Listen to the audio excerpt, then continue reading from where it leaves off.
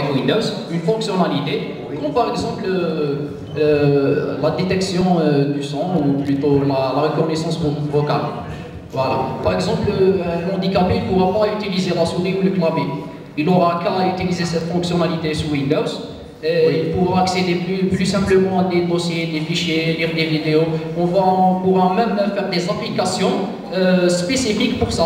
Par exemple, on a fait un jeu vidéo qu'on n'a pas eu le temps de le montrer. Il y en a certains qui ont utilisé. Je vais vous citer un exemple. Je ne sais pas si vous avez entendu parler de Watkins. Watkins, c'est le plus grand physicien des temps modernes.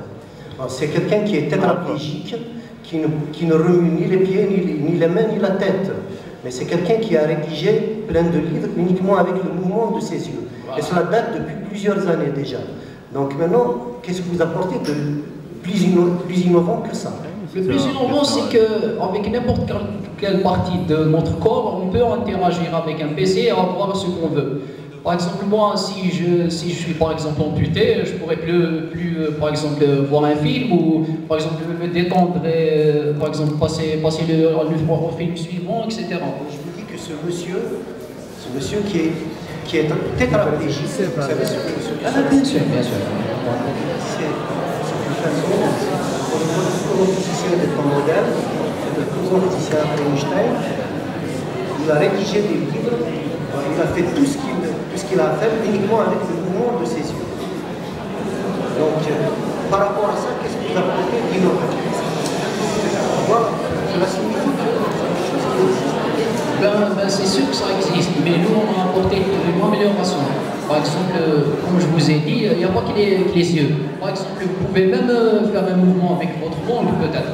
Ou par exemple, votre tête. C'est de la manière dont on bouge, on pourrait interpréter les signes. Mais nous, on vise à créer un système, par exemple, pourquoi pas un Windows pour handicapés dans le futur.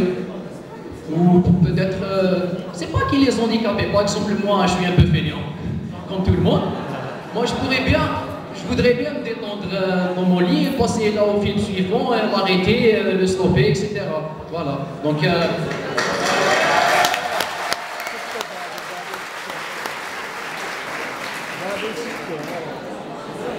merci, monsieur.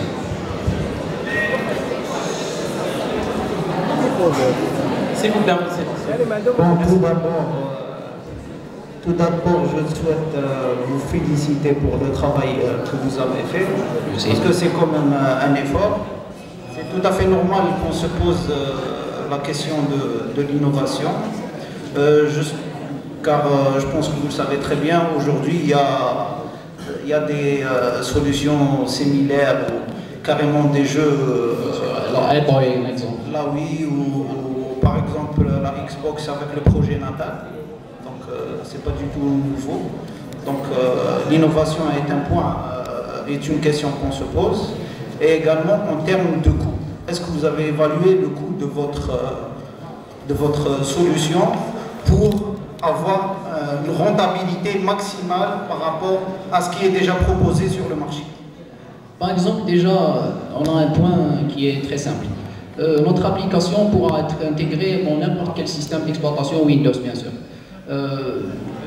Par exemple, ça ne nécessite pas de calcul, etc.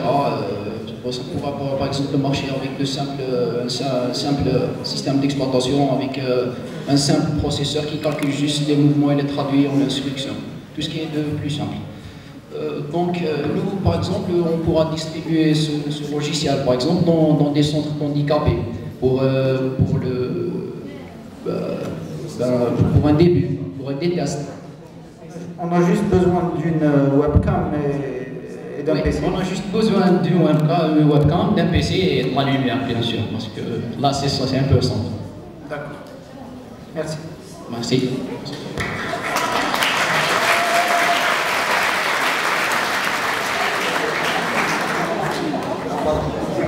Vous avez dit que vous avez réfléchi à l'intégrer directement à Windows. Est-ce que vous avez mesuré le temps